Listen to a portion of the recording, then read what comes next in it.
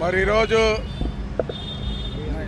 Doctor Babasaheb Ambedkar గారి రేపు ఏదైతే 14వ తారీఖున జయంతి కార్యక్రమం జరుపుకున్న సందర్భంలో ఈ రోజున 10వ తారీఖునే ఆయన పుట్టినరోజు వేడుకలు ముందుగా జరుపుకుంటున్నాం ఈ రోజున. ఎందుకంటే 14వ తారీఖున దేశవ్యాప్తంగా జరుగుతుంది, ఈ రోజున ప్రపంచవ్యాప్తంగా చేసుకుంటారు. ఈ రోజున మా కూటమి ప్రభుత్వంలో కూటమి నాయకులందరూ కలిసి, అదేవిధంగా రాష్ట్ర ఎస్ఎస్ఎల్ డైరెక్టర్ కొల్లాబత్తర్ అప్పారావు ఆధ్వర్యంలో ఈ రోజున ఈ కార్యక్రమాన్ని నిర్వర్తించుకోవడం జరిగింది.